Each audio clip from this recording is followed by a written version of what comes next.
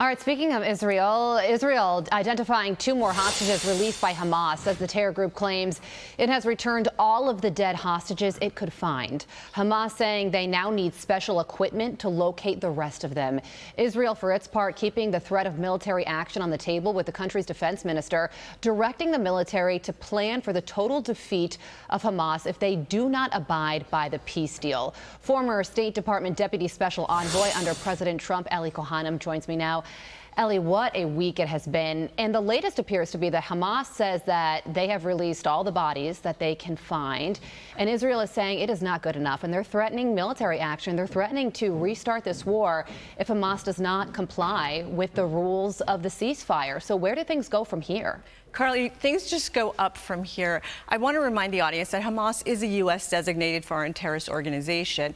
And so we can expect that they might want to play some games in this process. However, we're in a historic moment because of President Trump's leadership. This coalition of Arab, Muslim, and Israel that he brought together, including European backing.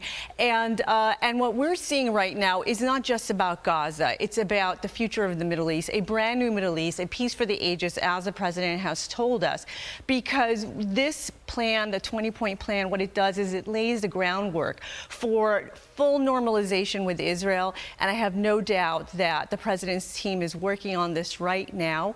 I want to also point out that the reason we're here is not just peace through strength, but it's peace through victory.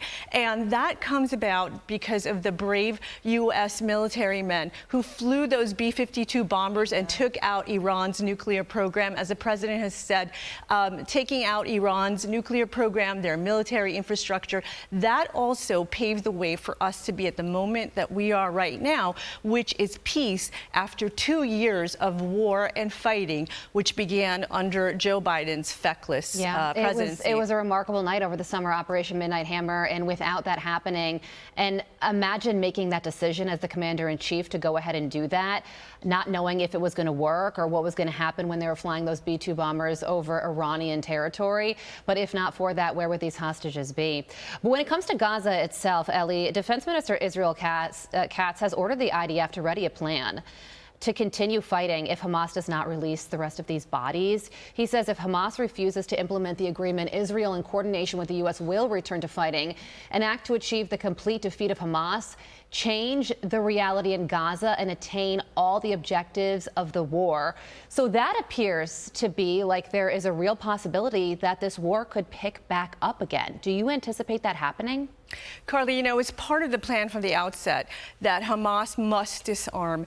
And we heard President Trump say that yesterday. Reporters asked him about what if Hamas refuses. And he said, oh, yes, they will disarm.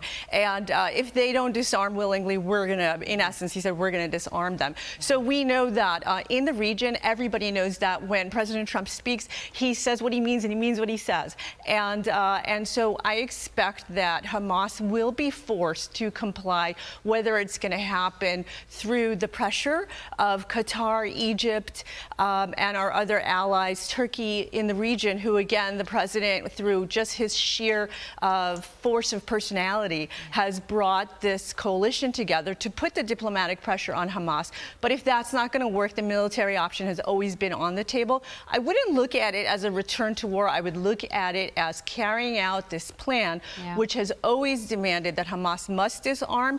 And again, this coalition is in agreement on one thing, which is that Hamas has no future in Gaza. That's right. Well, there are going to be 20 families in Israel who are going to have a wonderful weekend ahead come Friday, Saturday, Sunday, because of what took place on Monday. And I want to just point out, Carly, that the last remaining female hostage body in Bahrain was returned, and her family has issued a statement that they can finally put her to rest. So we're, she was killed at the Nova Music Festival. Exactly. We were talking about it earlier. So much gratefulness to the president. Ellie, for all thank you for remembering her and for talking to us this morning. We appreciate it. I'm Steve Ducey. I'm Brian Kilmeade. And I'm Ainsley Earhart. And click here to subscribe to the Fox News YouTube page to catch our hottest interviews and most compelling analysis.